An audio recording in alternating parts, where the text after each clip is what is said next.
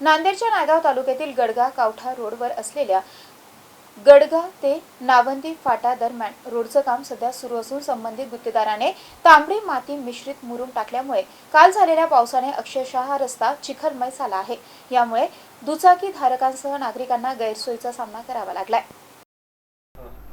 नांदेडच्या नायगाव तालुक्यातील गडगा कावठा रोडवर गडगा ते नावंदी फाटा दरम्यान रोडचं काम सुरू असून संबंधित गुत्तेदाराने रोडवर दर्जेदार मुरुम टाकून दबाई करण्याऐवजी तांबडी माती मिश्रित मुरुम टाकल्यामुळे काल मंगळवारी सायंकाळी झालेल्या पावसामध्ये अक्षरशः हा रस्ता चिखलमय झाला आणि अनेक दुचाकी धारकांसह नागरिकांची गैरसोय झाली। गाडगा येथून नावंदी केदार वडगाव टेंभुर्णी मार्गे कवठा कंधार जाण्यासाठी हा महत्त्वाचा मार्ग असून रस्ता मजबूतीकरण करण्याचं काम सुरू असल्याचं दिसून येत आहे। मात्र रस्ता मजबूतीकरणासाठी लागणारे गौण खनिज अतिशय निकृष्ट दर्जाचे वापरल्यामुळे पहिल्याच पावसामध्ये रस्ता चिखलमय झाला।